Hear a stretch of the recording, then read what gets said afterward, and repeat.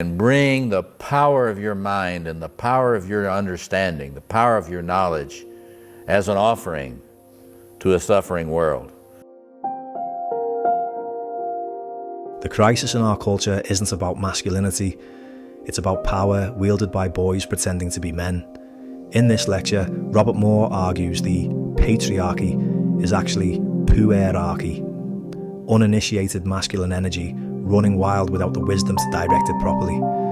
The puer, the eternal boy, shows up in three immature archetypes: the divine child demanding worship, the trickster evading responsibility, and the hero grandstanding without substance.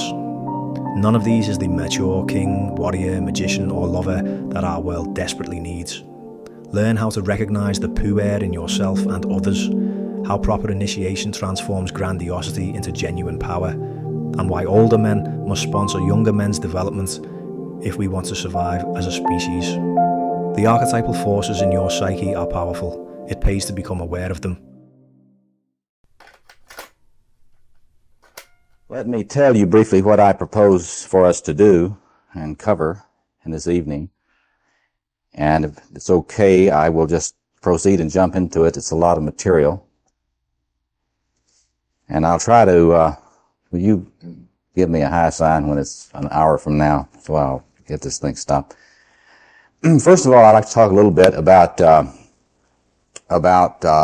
patriarchy and the contemporary planetary situation. And then I'm going to suggest to you that another word for patriarchy might be a rather awkward formulation, puerarchy. And I'm going to, if you will bear with me, I'm going to talk quite a little while tonight about puer psychology, because puer psychology is extremely important in understanding the difficulty of being a male and the difficulty of putting up with males. So I'm going to spend a good bit of our hour tonight talking about puer psychology in a different way, perhaps, than you've heard it talked about. But in a way I hope that you will see is consistent with the wonderful work of von Franz on this topic and the work of others. And then I'm going to turn to the question of the initiation into masculine power.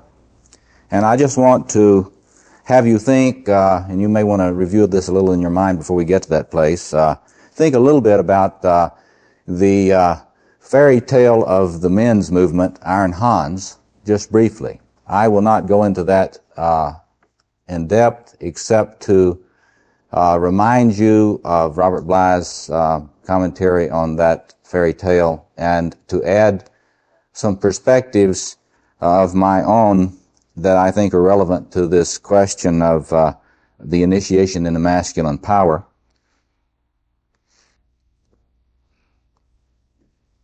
And then I'm going to deal with a very difficult topic, but one which is extremely important for us, and that is masculine power in the service of oppression and death. And I'm going to talk a little bit about that and see if we can see this as a form of puer psychology. And I believe we can. I will show you how I think we can do that. Then I will give you some traits of the mature masculine, and an image or two. I will talk about the warrior soul of the male and the problems that all men have with that, and say just a bit about what we've got to do if we are to deal with the planetary challenge of masculine initiation into a constructive side of the archetypal potential. So that's a lot, and I'm just going to give it a once-over, but I hope not too lightly. So let me just start off a little bit. There is much talk today about patriarchy being the culture of patriarchy and its psychology being at the root of the crisis which we find ourselves in on the planet today. And for those of you who have a historical interest, for the kind of tragedies that we see throughout human history. Plato said only the dead have seen the end of war, and the human history has been full of atrocities from the beginning. And so one of the things I want to suggest to you tonight that the current eclipse of historical studies is a very dangerous thing, because it lets us get too much into a puer romantic fantasy about men and about the reality of our current situation. But I want you to think just for a moment about the conditions that we face now, coming up toward the turn of the millennium. This could go on, and we could spend a whole series of lectures just talking about the situation, but I just want to call your attention to the fact that men today are in the forefront of the pollution project of the earth. Our ecological situation is rapidly worsening. We don't like to hear about it. Certainly the puer in us does not want to hear a lot about it. Certainly he does not want to be asked to do anything about it. The deforestation of the world's forest, leading to more and more droughts, to the pollution of the water. In spite of the efforts of Greenpeace, and valiant they are, we are losing the ecological battle, and we're losing it rapidly. Poverty has never been on the increase so rapidly. We have millions upon millions of refugees all over the world. Refugees from war, refugees from flood and natural disaster. And very little effort is being made to relocate them, to resettle them, to give them any kind of hope for a fruitful human existence. The arms race continues unabated, both in terms of nuclear weaponry and in conventional weaponry. We are in a frenzy of arming the peoples of the earth. Right now we're in a frenzy of arming the teenagers of the world. I'm told that in a number of places in the world, the thing for a father to get the son is an M16 rifle for his 16th birthday. It's got more status than getting an AK-47. I'm serious. The fathers say, when asked about this by newsmen, well, he's been after me, all of his friends have them. And after all, it's only $1,500, and he should have his own M16. This is recently reported in the last week or so in the news service.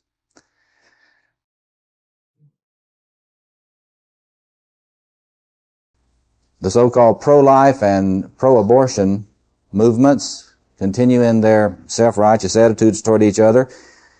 No one is paying much attention to the explosion of the human population. No one is providing much leadership on the task of regulating in a responsible way human creativity. Now, one principle which you should know that underlies this whole issue of maturity in human beings is that issue. How does one face the task of the responsible regulation of the powers of human creativity?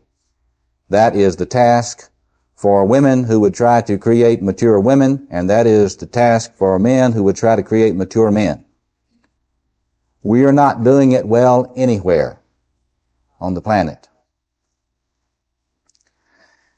We could go on and on and on. We could talk about the school situation, the increasing rate of illiteracy. We could talk about the closing of medical facilities in areas which serve the poor. We can go on and on with this, but you certainly get the picture. We are in an embarrassing time of lack of leadership. And the leadership which we are being offered all too often smacks of the worst kind of puer personalities. I'm not going to mention any recent debates.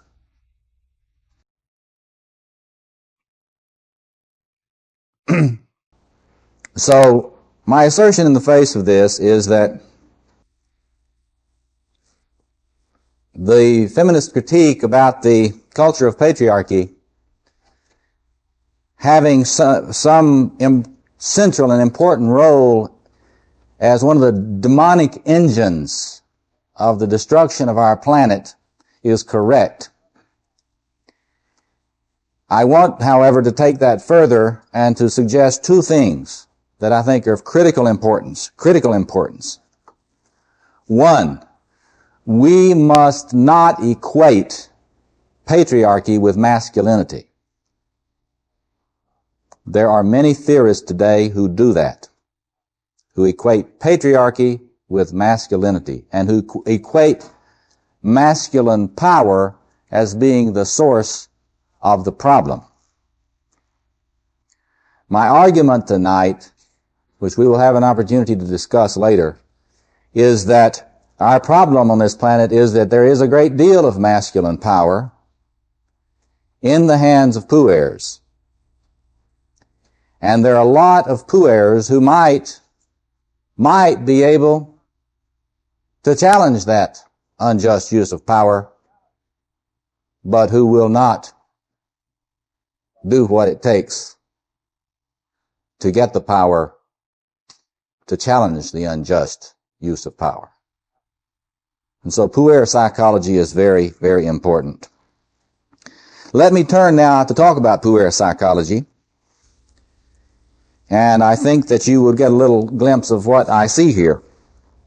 First, let me talk a little bit about, you know probably of my work on archetypes, the mature masculine, the archetypal king, warrior, magician, and lover. There are three archetypes of the masculine that are archetypes of a very immature masculine. And I want to just talk about them briefly and then go into a discussion of traits by which you can identify a puer, which you can add to the list that you see in Von Franz. You all know the archetype of the divine child. And certainly, like all archetypes, these archetypes I'm going to speak of have an important role in the human psyche. But in puer psychology, they take on a role that was not ever intended to be played. The divine child is an archetype, of course, which we associate in the Christian world with Advent. It is an image which comes when something new is about to manifest itself in your personality or in the world. If you haven't read Otto Rank's Myth of the Birth of the Hero, you should read that, because it's a wonderful cross-cultural study of this archetype.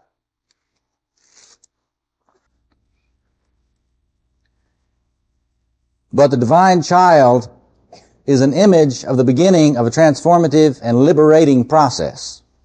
It's an image of the beginning of liberation. What the Christian theologians used to talk about so much as redemptive process, the drama of redemption. What happens in the puer is that the puer identifies with this archetype and feels himself glowing and feels that he should be adored. And that's one of the most fundamental marks of the recesses of the puer psychology, the quest for adoration. And you can just about understand almost everything a puer does under that rubric. I deserve adoration. If I don't get it, there's something wrong with you. See?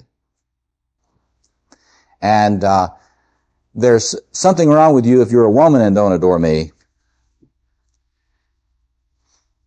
And I'll try to be as cute as I can and as charming as I can so that you will. But if you're a man and do not adore me, that's worse. And I'm going to hate your guts because you deserve it. So the lust for adoration is at the heart of the puer, and rage comes when it's not received. See? And it's very typical that one throws a tantrum. Later on, I will talk about Hitler's tantrums. Okay. So that's one major archetype that is heavily constellated and dominant in the psychology of the puer. Another one is the trickster. The archetype of the trickster. You know, Coyote. In North American, Native American traditions. Hermes. The young Krishna. If you read the apocryphal stories of the young Jesus, all these capture the trickster archetype. Now, the trickster archetype has an important role. Its role is to serve to expose pomposity and inflation and grandiosity wherever it's found. And so, the mark of this archetype is irreverence. And it will help an individual not to be obsequious, overly compliant, if it is working in an integrated way in their personality. That is to say, it will help them see through the pretensions of a powerful mentor, or it'll help them see through the pretensions of a male who is a powerful leader. And that's its role. And in pre-modern cultures, you would often institutionalize this, and the court would have its joker figures. And if you were a knight and you would say the truth to the king, you'd probably get killed. But the figure in the court who played the role of the trickster could speak the truth, often, and get away with it. And it was really an ally of the king, because very often the trickster figure in the court, the social role, would help the king to kind of come down and be human. So it has a very important role to play. It's very mercurial, we say, hermetic. It comes out during midlife crises, you know. Read Murray Stein's book on In Midlife, where he talks about the way that the things that happen to a man when Hermes constellates. But in a puer, the trickster is very much more central. It keeps him from manifesting. He does not want to be seen fully. He is afraid to show himself. And so what he will do is always choose to be manipulative rather than direct. You can see it once you learn about these things in their eyes, because it's very difficult for them to look you in the eye without averting the eyes. It's because it's when you can tell when a person sort of seems like they have something to hide around you. Well, the puer does have something to hide, and you can think a little bit about what it is they would like to hide.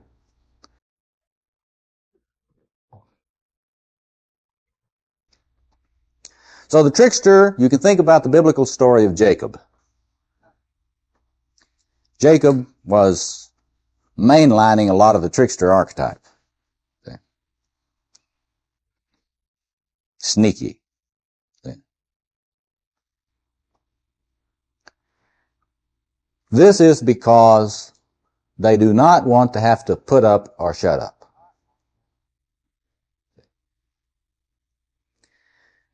The third of these is a very familiar one to you, and Joseph Campbell has made it famous, and that is the archetype of the hero. If you haven't read Hero with 1,000 Faces, that's fun reading. The hero, contrary to what some people think, is really an archetype of the adolescent, and certainly the chief archetype of the puer. A lot of people mistake the hero archetype for the warrior archetype, but they are not at all the same. The hero is a loner,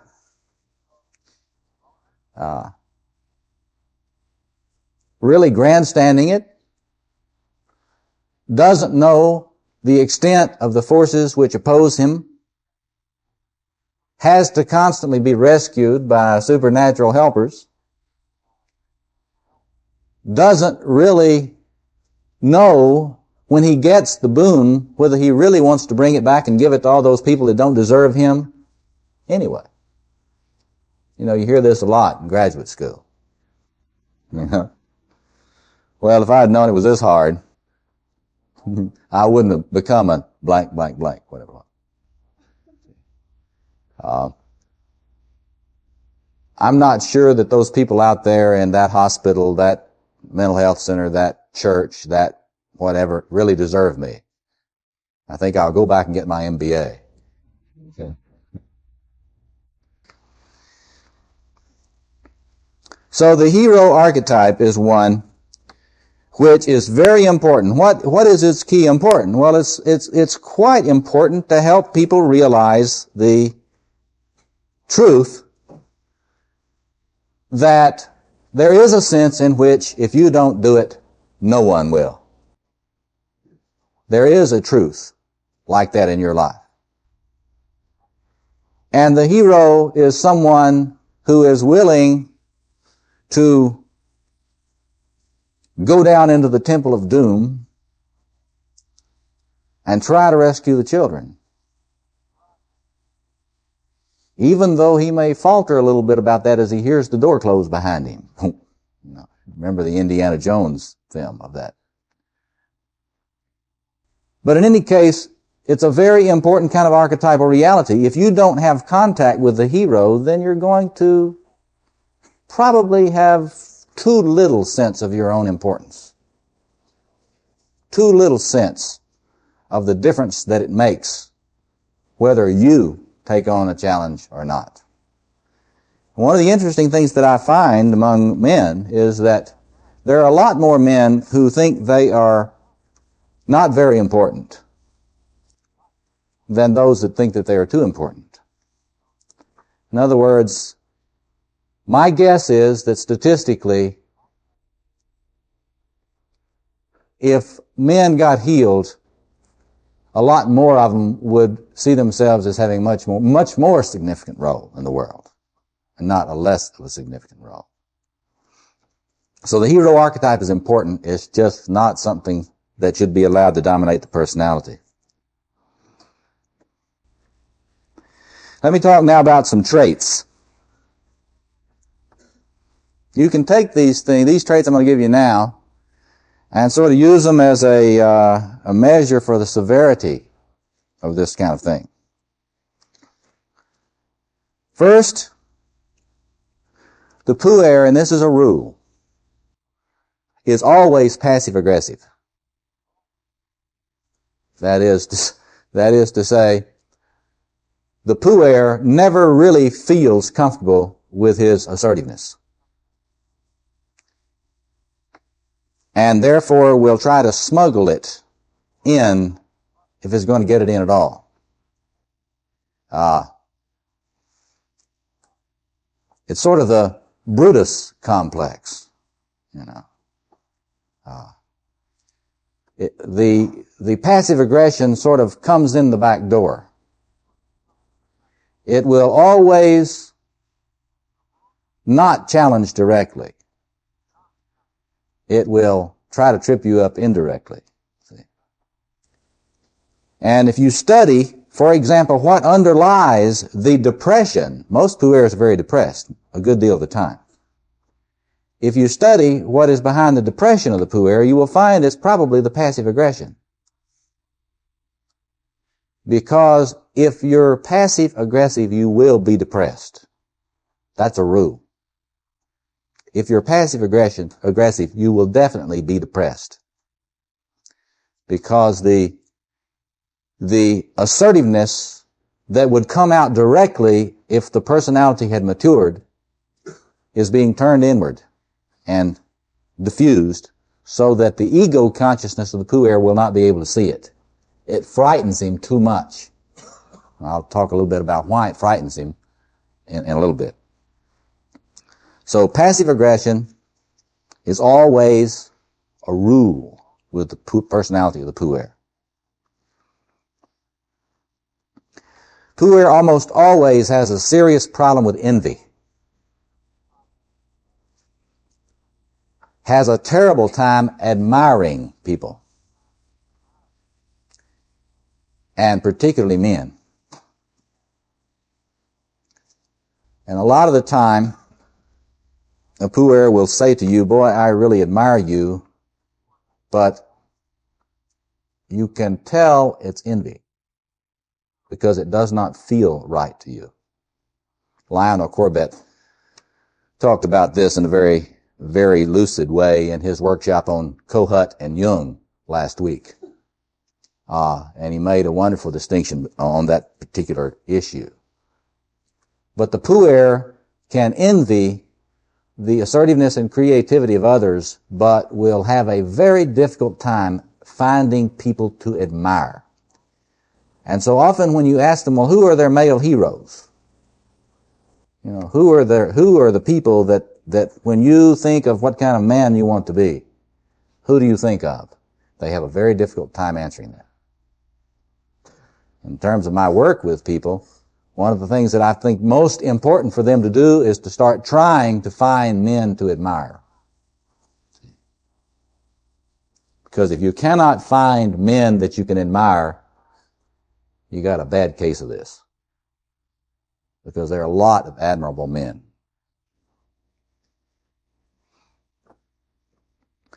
And related to the envy is something that is always with it.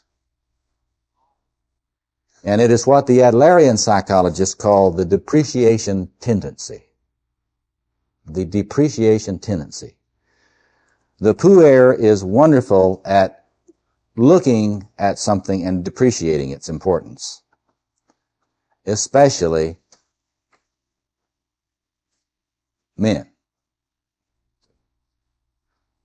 And you'll find this is related to the sort of cynical streak that you will find in the puer. They're not too impressed with anything, you know. It's awfully hard for them to see anything that touches them very deeply, emotionally, in an inspirational way. They're above it. You know, puers fly. You've heard about puers flying.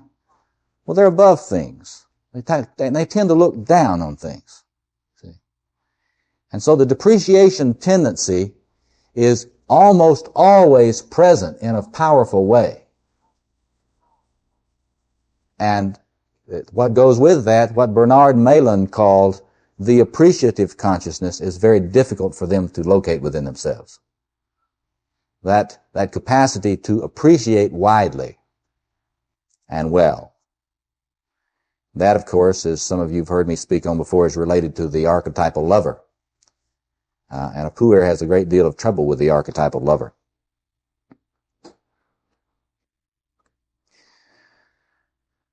The puer always has a difficulty with a sense of purpose, a sense of direction, and above all, as von Franz has pointed out, a sense of commitment.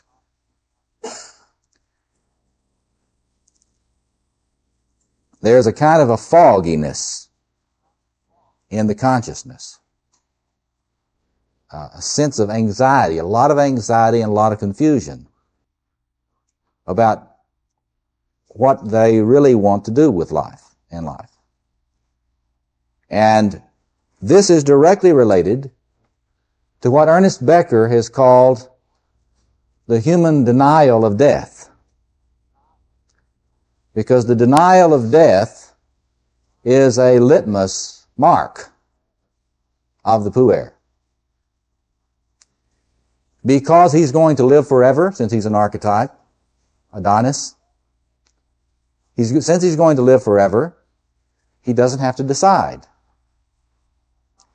And since he's going to live forever, all those important things that he could choose to do, he can wait a little bit longer to make sure he chooses the right one. And so, the death that will not happen to him enables him not to focus. Now, I'm not a Freudian, but I want to say to you tonight that Freud was very good at analyzing this kind of puer psychology. Let me just talk a moment about two aspects of Freud's treatment of puer psychology. He didn't call it that, but it's the same thing. He talked about penis envy and castration anxiety. The only thing is that penis envy is something that males do. See? Puer males. That is to say that the penis envy that Freud talked about really applies to what happens in the immature male in his relationship with older males deemed to be more powerful. And the dynamics of envy, if you haven't read Ulanov's book on Cinderella and her sisters, you must do that to get a sense of the importance of envy, the radical importance of envy in our problems. Because the poor misguided young male will almost always envy what he believes to be the larger penis of the older male, but he's really envying a psychological reality that is called by Eugene Monich and others phallos. It's not the penis. It's the powerful, energetic organization of a mature male. And so there is such a thing as penis envy, only the discussions of it being something that women have toward men avoided the point. And, of course, how is the denial of death related to this? It's directly related to this. Freud was right about this. For a young male, death and castration tend to be equated symbolically. And so, the denial of death is a must, because the older male is feared as an enemy and as a castrator, not as a helper. He's not seen as a helper. He's not seen as one who wants to sponsor, to mentor, to empower. The puer does not see the older male as anyone who would want to assist him in becoming more powerful. He cannot see the older male as an ally in a common battle. Now, this is one of the most important dynamics. And I suggest that you want to look again at Kohut's work on the Oedipal conflict, where he suggests that if older men relate to their sons in an empowering way, you don't have this kind of fear of the older masculine in a pathological way. So that's one of the places where the responsibility of older men to younger men is very key in this whole problem. We older men have botched the job in helping younger men to feel safe and loved by us, and to see us as people who want them to be strong and effective and competent and all of those things.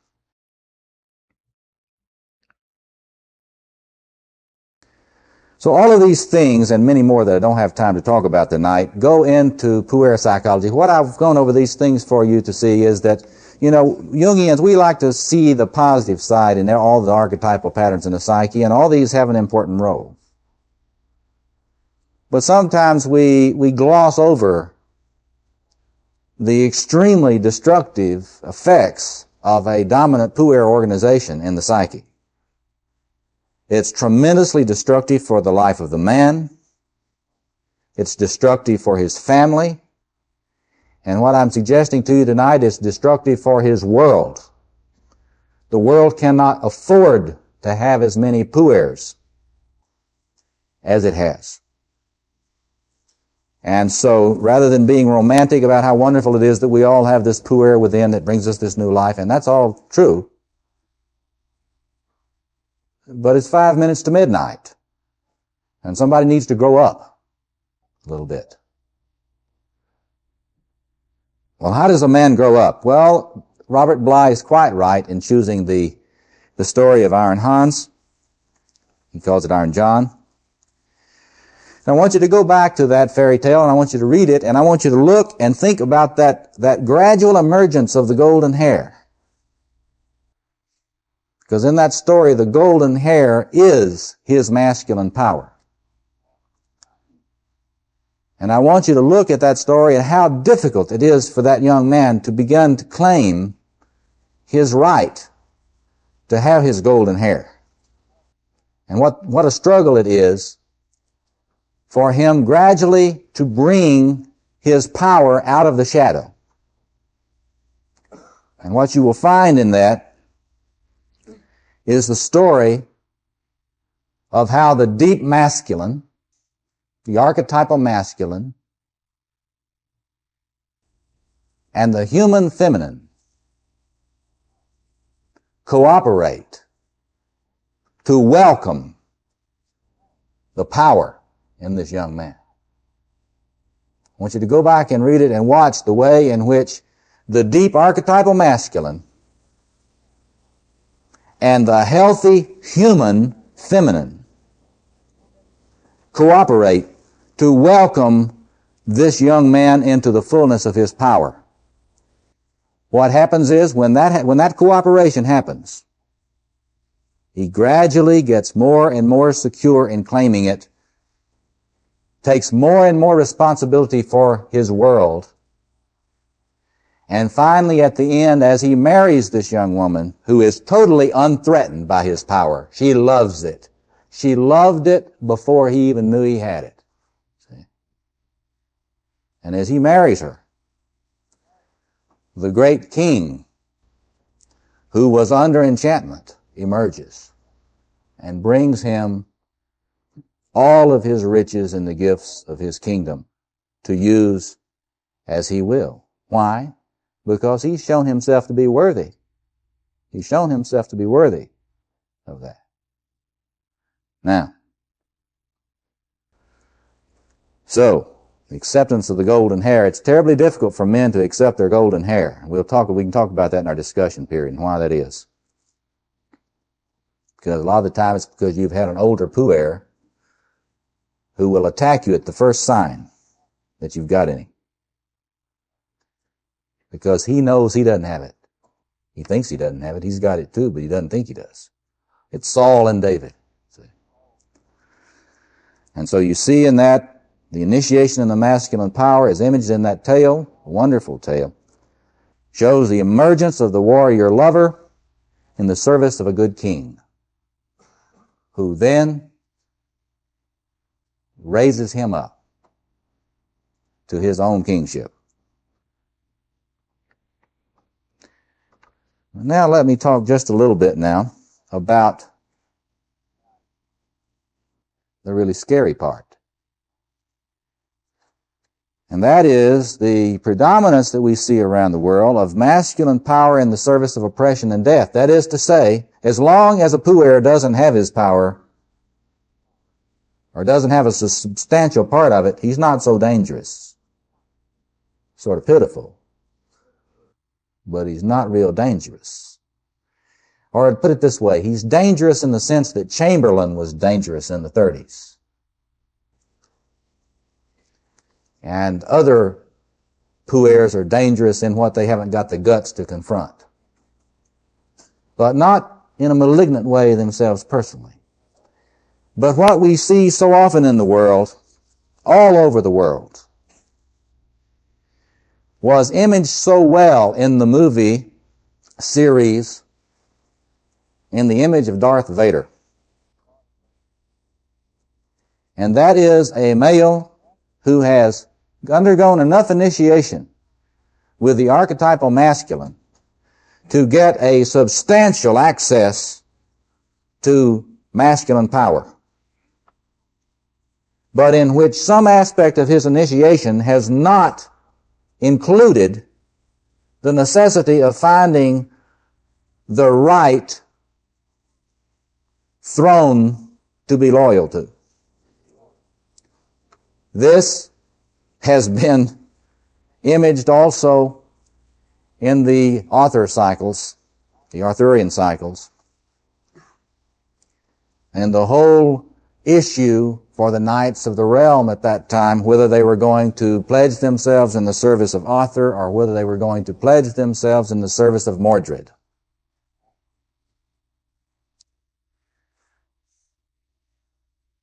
In other words, we need to be very clear. There's a kind of masculinity, and the feminist theologians have been trying to force us time and again to see the truth of this. There is a demonic masculine that is not one of these weak, uninitiated puers, but is a masculine which has had an initiation into a very shadowy side of the archetypal power of masculinity. We saw this most clearly, I believe, personally in World War II. If you want to see a study of this writ large, it was actually the model for Darth Vader, you study Nazi Germany. And you see the demonic masculine. And you see it also in the fanatic fascist legions of Imperial Japan. And you see it today. But it's in this, you've got to raise the question, what kind of power is this? Is this full masculine power? Well, it's certainly very potent in some ways. Has the power to kill. In fact, it loves killing. It loves death. If you have the stomach for it, you ought to study sadism. And you ought to study some of the recent psychology of the criminal mind. You ought to study the antisocial personality and the psychopathic personality. Because it's a real human phenomenon and it's extremely widespread. That is the mind, and certainly it's very dominant in male personality. It's statistically much more prominent in masculine personality than it is in feminine. The feminists are right about that. And that is a personality who cherishes power and the ability to hurt with it, to oppress with it, and to destroy with it. And that is certainly a kind of power. It's a very common form that masculinity takes. But is it finally powerful? I think it is finally impotent because it never builds anything. It can never build anything for human culture. Finally, when it's pushed to its end, it has no capacity to care for the planet. When Hitler knew he was defeated, his generals went to him and begged him to allow them to let their troopers surrender. And he would not. He wanted them all dead. His generals begged him to allow them to negotiate a surrender so that Germany, their beloved Germany, would not undergo any more destruction. He refused. He wanted them all to fight until they were all dead. You see. No power for creation. Finally. No power for building a world. Only for destroying worlds out of hate. It is finally, therefore, impotent. It is under a compulsive need to enslave or destroy. This is the satanic consciousness of history. It is a consciousness which has chosen to be an enemy of the truth. Has chosen to be an enemy of the truth and to use whatever power it can in the service of the lie. This is a very, very powerful masculinity.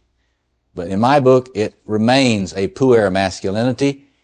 And the telling aspect of it is the way in which the male who is in this position goes into a 2-year-old tantrum the moment he is confronted with power that is challenging him.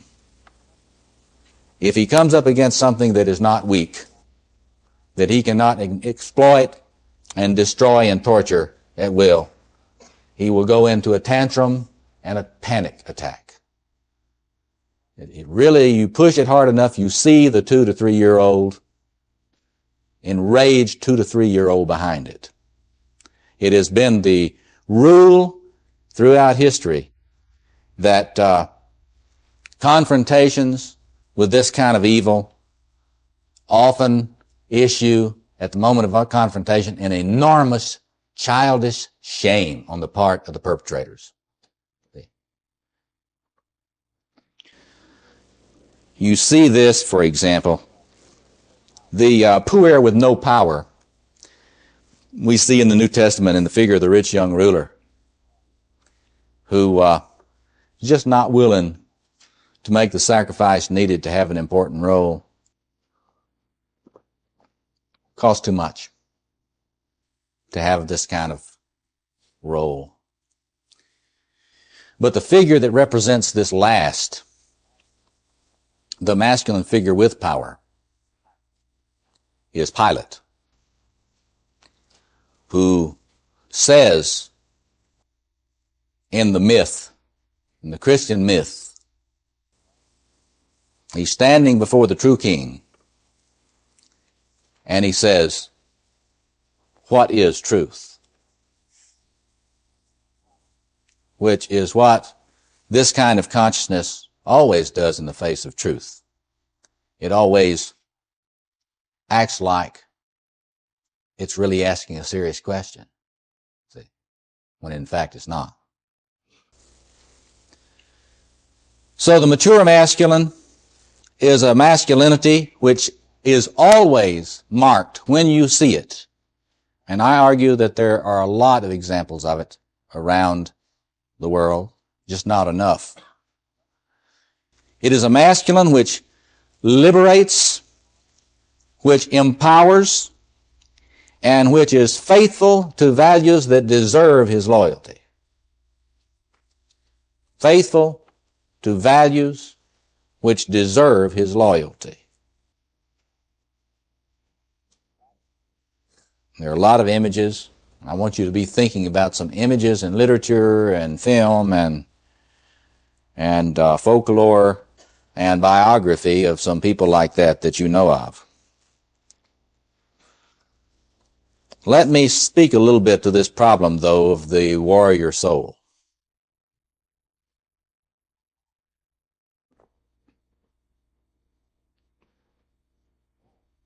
People that are honest look at this research on males, and they notice males just seem to enjoy playing soldier a lot more than females, see, from early ages. Something about this testosterone.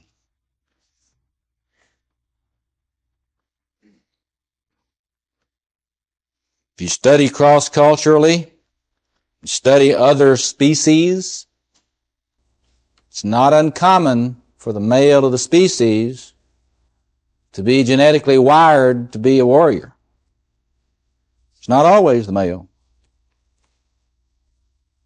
But there's a lot of evidence that human males are wired to be warriors. And that's a problem.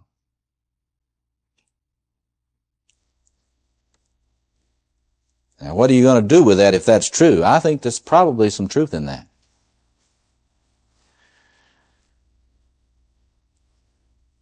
What are you going to do if men, in order to be mature men, have got to find some way to relate to this warrior archetype within? What if The peacemakers are never going to be able to exorcise that archetype from the male psyche. Well, my sense of that is a short and mid-range solution. That is, there are a lot of things going on in this world in which a man could legitimately engage his warrior energies. And that if the men of this world do not find that warrior energy and engage that warrior energy, a lot of things that radically need to be changed in this world will not be changed. And we will keep sacrificing 30,000 babies a day because of bad water. If I had time, I would just give you a litany of what's happening every day because we don't have enough people with warrior energy to fight very real enemies.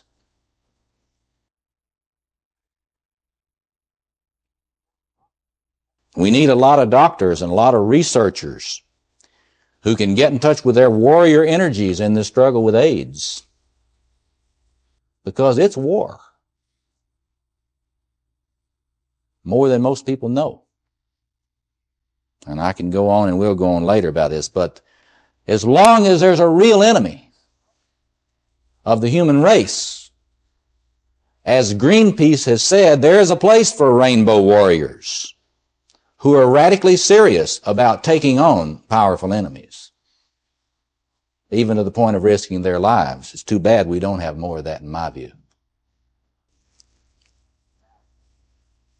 Now, when the eschaton comes and the lion lies down with the lamb, we're going to have a problem. All the problems are solved and no more real enemies for men to fight. It's going to be a dangerous time. We're going to have to think of something for men to do with all that phallic energy. I think we're going to have to work together to think of some other alternatives of what they can do. Maybe you can come up with some after the break. Meanwhile, we've got a lot of teaching to do with men. We've got to teach them about the mysteries of the scepter of masculine archetypal kingship. We've got to teach them about the mysteries of the sword, the archetypal sword of the warrior within. We've got to teach them about the mysteries of the wand, that is the inner magus, the magician, who can help them have self-awareness so that they can have discernment of who their enemy really is and who the human enemies are of the human race. And they need to have some initiation into the mysteries of the body as an instrument of love, both sexual love and love of the physical world. And that's a lot of work, but there are a lot of men today that are working on this task. And so there is hope, but there is an enormous challenge, and I hope that we can help men of all ages find a connection with their masculine power that will enable them to start being a part of the solution to this planet's current ills and not just the source of the problems. Let's take a break. Thank you very much. Thank you. Speak of that. Thanks, Charles. We have about 25 minutes or so, so why don't we just discuss for a while. I've covered a lot of ground, and I'm sure that you have many things you'd like to say or questions you'd like to raise. Why don't you just raise questions? I'll try to repeat them so everybody can hear them, and then respond to them. Yeah. Is there a general typology for the puer? Not? No, is there a general typology for the puer? I don't think it's really finally a typological issue. I think it's possible to be immature in any typology.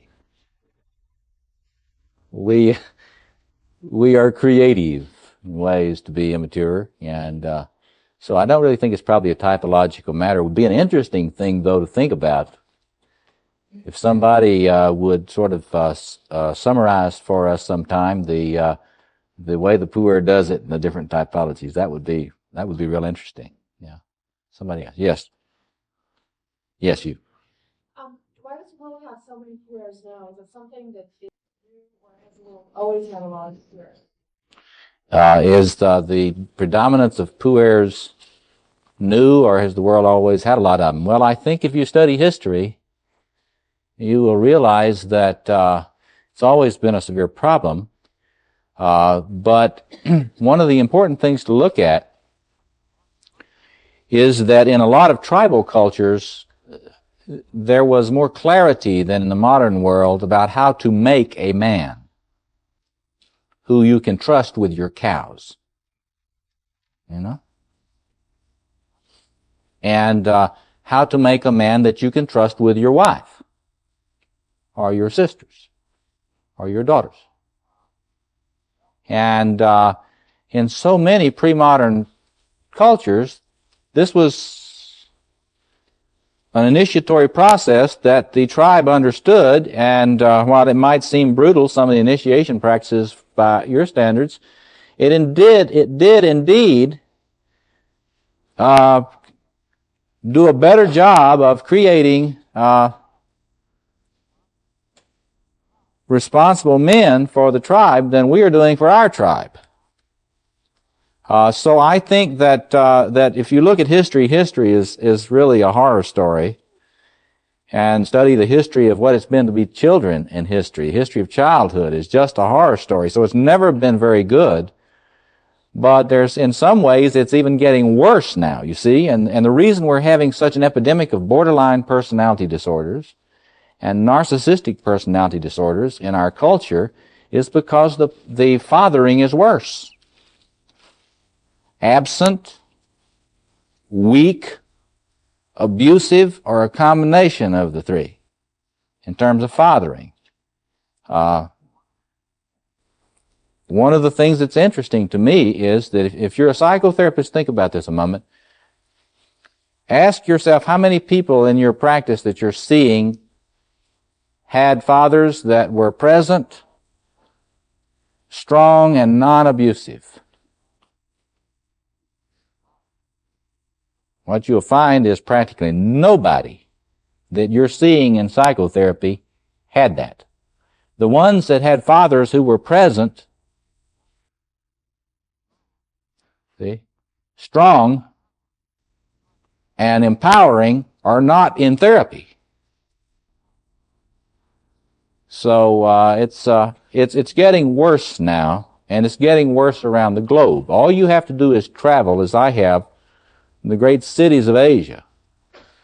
And you see that they're beginning now to mass produce puers even faster than ever before with the aid of American pop culture, which is an enormous puer factory.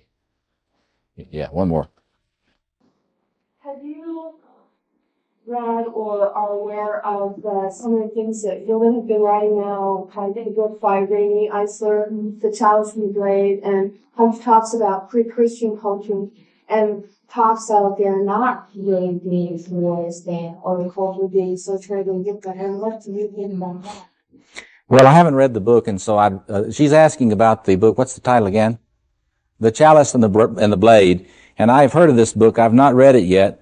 I would like to read that before I comment on it, so I can't really comment on it. I understand that there are claims made about times when there was not a war, etc., etc. There are also studies of primitive cultures where the warrior archetype is not very constellated. And what's the name of that particular tribe? The Tassidae. But then again, you have to look at what happens when they encounter a culture that is enormously destructive, like ours.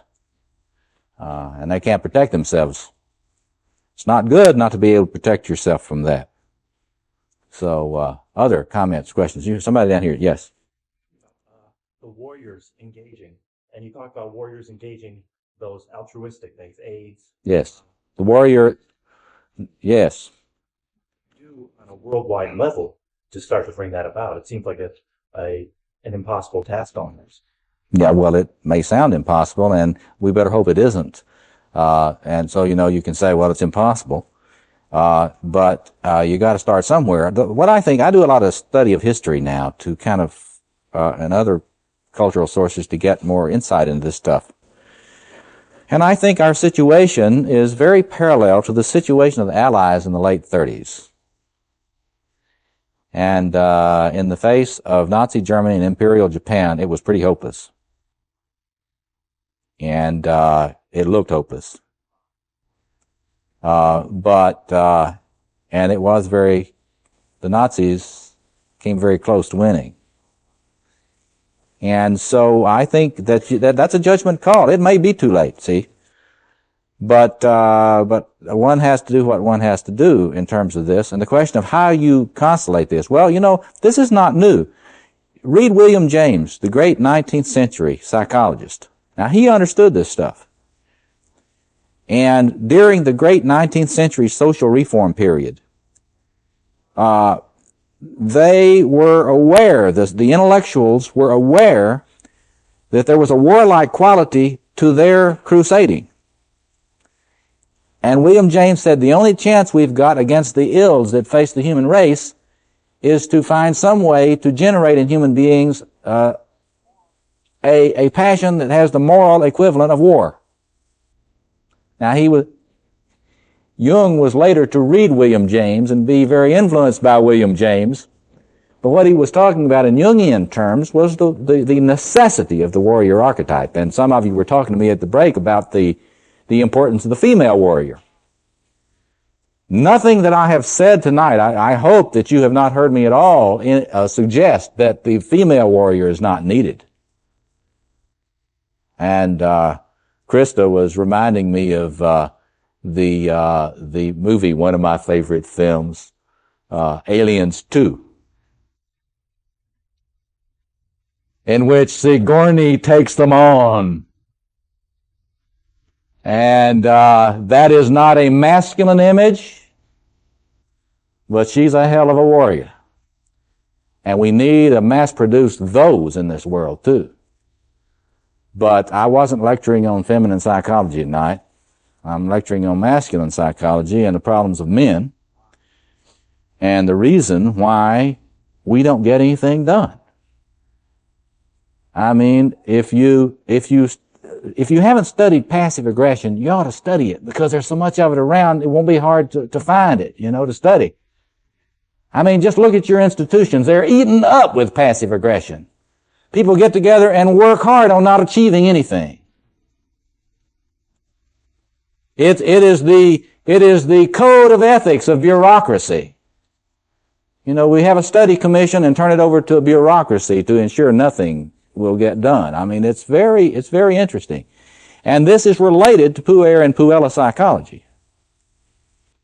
Alfred Adler, excuse me for mentioning one of the other school, but he constantly indicated that immaturity always consists in not being able to keep your mind on the task. And the reason people cannot cooperate with each other is precisely that. Immature people will not keep their mind on the job. They've got their mind on their own egos. Okay. And that is puer and puella psychology writ large. See? Yes. In Iron Han, an emerging young man keeps his goal, as his goal in here is developed, and keeps it covered. Yeah. Does he keep it covered because of insecurity of it, or because he knows the power of it and doesn't want to show it off? Both. Now the question is, in Iron Hans, when the young man keeps his hair covered with a cap, is he doing that because of some fear, or is he doing it because of his knowledge of how powerful it is? I would say both. This is related, if you want to really get a take on this, study Kohut's self-psychology and study how hard it is for a person to be able to get their grandiosity integrated in a healthy way into the person's life. That golden hair is that infantile grandiosity which we all need to integrate, see? Or a Jungian would say the archetypal energies off of the archetypal self. So that golden hair is that archetypal masculinity, and it's potent stuff. And he's very afraid of it. And one of the main reasons he's afraid of it, he's afraid some older male is going to attack him. That's the main reason. And you know what? He's right. He's right. You can tell a shadow king by how quick he is to attack. And the feminists tell us he will attack any woman that's trying to be empowered. They're right. What they don't see clearly enough sometimes is that he will also attack any male that's wanting to be empowered. See? The insecure older male who envies any powerful masculinity wherever it appears. And so it is dangerous for most young men to show it. And that's tragic. We should have older men who welcome it, who help them with it, who bond with them and say, now, you are good. You are really good. But you're not that good. You got to learn this and this and this, because if you don't learn this and this and this, look at the movie Top Gun. Top Gun is a movie that studies this process. And you notice in that movie, there's an older warrior who really loves the Tom Cruise character. He really loves him. And he knows he's going to get himself killed if he can't help him learn the difference between a hero and a warrior. And so in that movie, the young man was lucky. He had an older man that had the power and the authority and the credibility and the love of a young man. The capacity, like a healthy father, when his son reaches that Oedipal period, to be able to look at that emerging masculine power, that boy or that young man, and say, you are really beautiful. You are really beautiful. And delight in that emerging power of the young man. Very few older men can do that, and that is a great tragedy. And it's crippling us in turning out the kind of men that we need in this world. Yes. Yes. Do you think they're conscious efforts on the parts of the producing? Do they know these depth psychological things? Are they all Jungians? He's saying that I sometimes mention a lot of films that talk about these dynamics, and I think that's self-conscious on the part of filmmakers. I think it's self-conscious on the part of some. For example, George Lucas clearly has studied Jungian psychology and mythology very, very thoroughly with a great teacher, Joseph Campbell. And so some of them, Star Wars, for example, is a very carefully researched study in depth psychology. However, these dynamics are there. They're not Jungian dynamics. They're human dynamics. And anybody that can see will see these things. I just thought of one movie that you all ought to see about this whole thing we're talking about tonight. It's The Great Santini. The Great Santini. Sort of a man whose responsibilities are to be a father, but who is so possessed and inflated by the warrior archetype that he is destroying the young man that he ought to be empowering. See? It's a good movie for you to see. Yes. Hearing healing the puer, use the example of Darth Vader, for instance, in terms of doing it too fast or the wrong way, giving the power, but without the soul or the primitive instincts with which to integrate that into a more correct path. Is there a danger in healing the puer? Say that again, Foster. In healing the puer, in giving him the power before he's ready to integrate that and to use that for a more positive. I see. Is there a danger in empowering a male, in effect giving him the sword, before he is initiated into what the Japanese would call kendo. Absolutely. We did this in Vietnam. And the tragedy of Vietnam is that we had an officer corps that was predominantly puers, and presidents that were predominantly puers. And so when the soldiers got in there was no one to model for them any kind of limits on power and appropriate uses of power. And so there we get this holocaust of rape and pillage by American soldiers, and using their substantial military power in a very, very destructive way. And if you are a young man and you experience yourself doing that, and you see the demonic side of your masculinity and your power, and you see it acted out on village after village after village, women and children, and time after time after time, I've talked to a lot of these vets. They feel defiled by this. And we don't want to deal with that shadow side of the masculine power, which they have to deal with all the time. Nobody helps them deal with that. And there's something, they have to be helped to deal with what happened to them and why, and that it was not their fault in that sense. They've got to stop blaming themselves for this. Yes, the Apocalypse Now film treats that. What you've got to understand is that when a young boy stays a puer, he has been failed by the men in his culture. His mother cannot initiate him. His wife cannot initiate him. Only older males can help him. He has been betrayed by the elders, the masculine elders of his people. And we ought to face that. Because if we don't face that, then we're just passing the buck. We're continuing to pass the buck. Yes. It seems that from childhood to adulthood, you need a mentor. Yes. To initiate you into adulthood. Yes. Also seems that with the post-World War II baby boom, there is a relative paucity of mentors. Hmm. Can you hear him? With the baby boom, when you need mentors to get through this transition, there seems to be a paucity of mentors. I think that's absolutely right. I've never heard it said just that way either.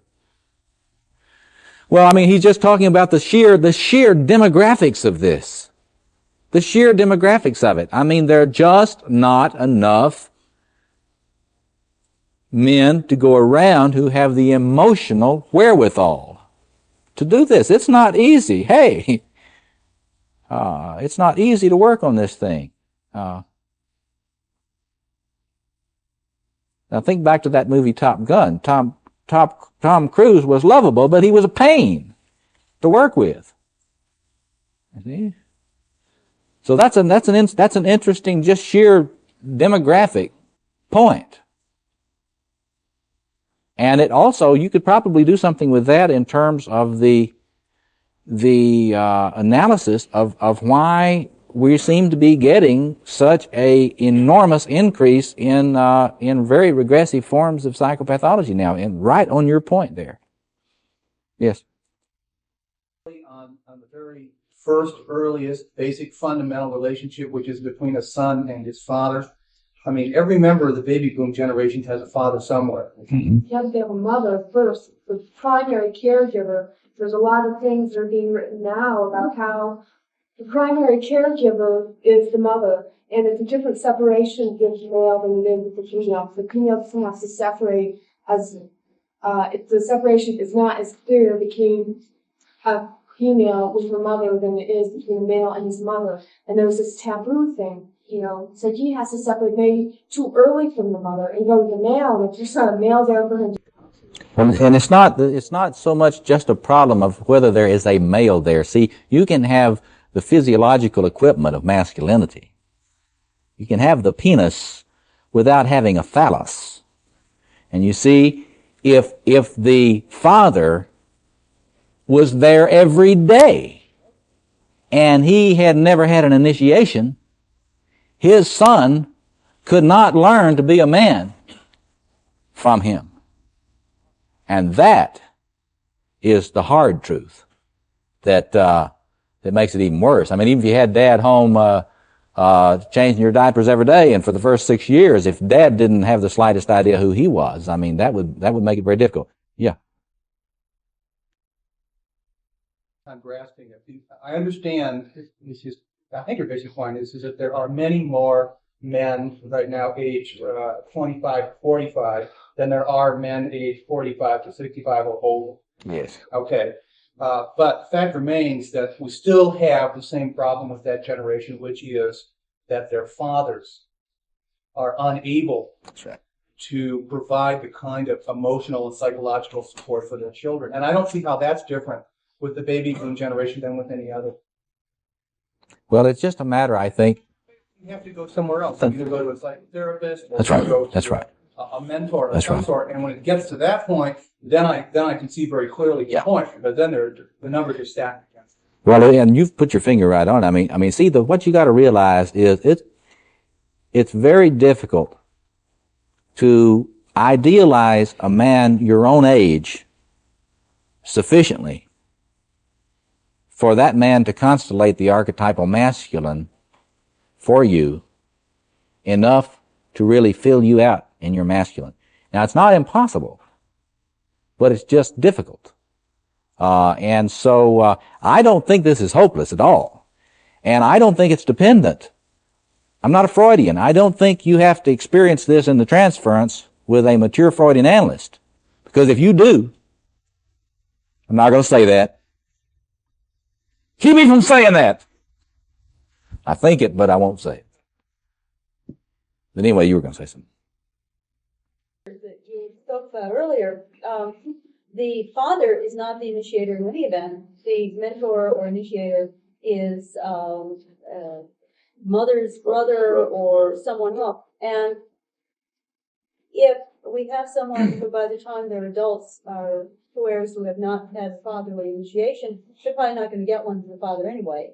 And maybe what we need to think about is how other institutions, educational, religious, etc., can respond to it. Where they don't respond to it in the Methodist Church, the kids go and find the Moonies or someone else and give them structure and function as an idealized male figure. Right.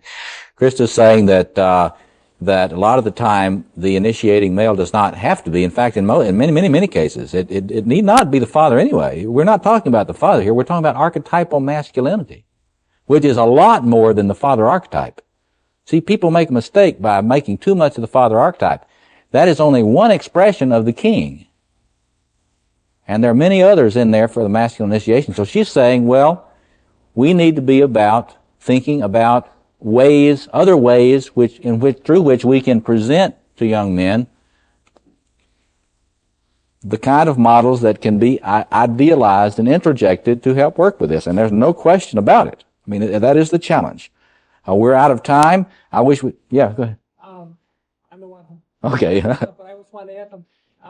I've heard it even said that the father can't do it, that it's really the job of grandfather and uncle or a brother. What do you think about that? Well, I think that what I would rather say, he's asking, well, can the father ever do it? I think that what you say about that is that you just recognize the difficulty of the Oedipal conflict. And that statistically a great number of fathers are not going to have resolved that themselves well enough to be able to be sufficiently empathic with the son to do it.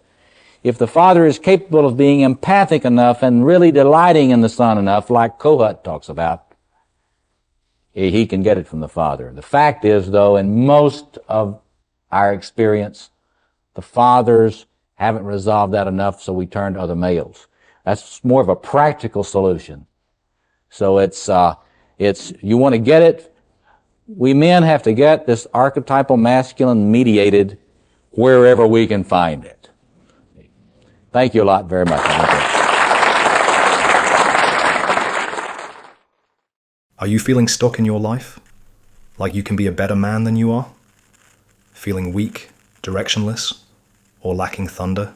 Discover your true masculine power through the king, warrior, magician, and lover archetypes, energies that have defined strong men for millennia. In just 5 minutes, this free test reveals which of your masculine energies are in balance and which need work. The result?